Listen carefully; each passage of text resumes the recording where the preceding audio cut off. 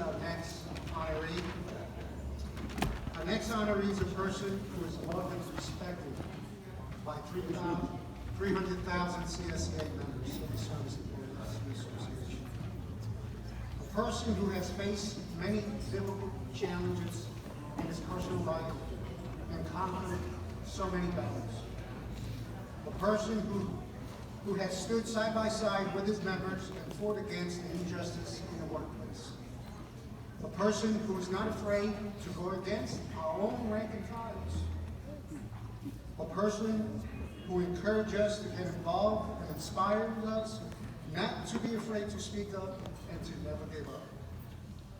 A person who continues to educate and empower our members. A person who has cultivated the soil, planted the seed for yesterday, today, and tomorrow union leaders.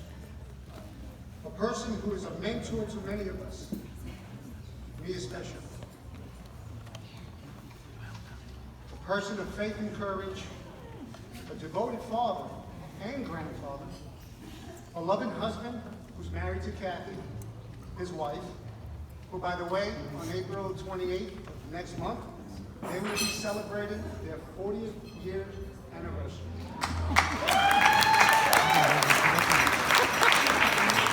And I do want to thank Kathy for sharing him with us. We love him. I know I do. He's a man, if you were to ask him, what are the things, the most important things in the labor movement that he really cares about? One of the things he would say is becoming a member, being a paid member, because he cherished that 30 plus some years ago when he had the right to say, I have a voice on a bargaining table. That's the number one thing that he talks about. The number two is becoming unit president for the town of Brookhaven for 26 years. And then his third would be becoming local president.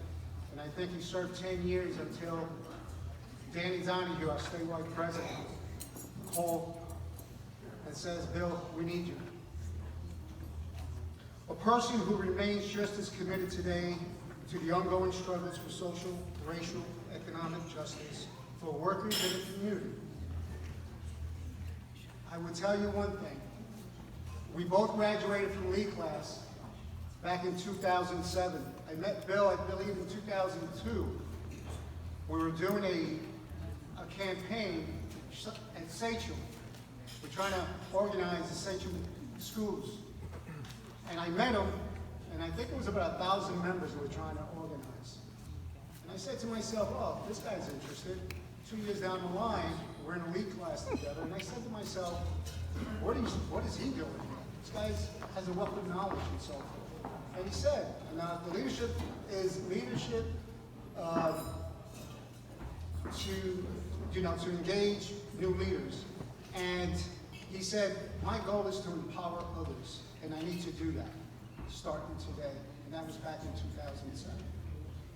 So, with that said, it's my great honor to introduce you to our CSEA statewide treasurer, Bill Walsh, my friend.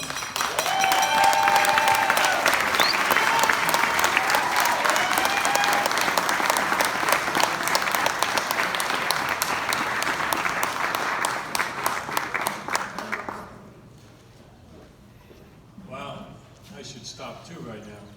You know, sometimes people talk about you better than you can talk about yourself. I'm not someone who really thinks of myself as who do things for myself. I'm a labor leader, and what I believe more than anything is that this labor movement that I'm a part of, and that my wife and the angel of my life allowed me to take part in for the last 30 years.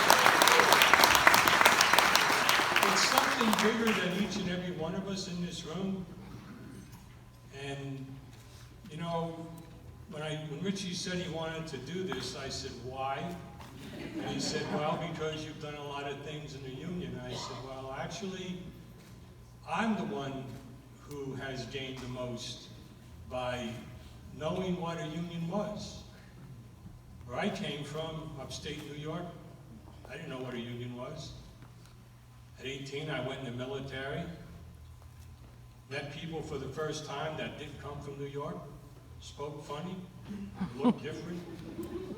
But I learned within the first week of serving this country is that, you know, when everyone gets to boot camp, no one's in uniform. And you're referred to as a rainbow, because everybody's wearing different colors. Until that day comes and you all put on the green fatigues, then you know you're a part of something bigger than yourself. And it doesn't matter where you come from in this country, what your background is. What matters is that you're a part of a team. And as a team member, you always stick together. You never back down, you never run away, and you always run towards the fight. So again, thank you very much, Richie and Lapla. I appreciate it. And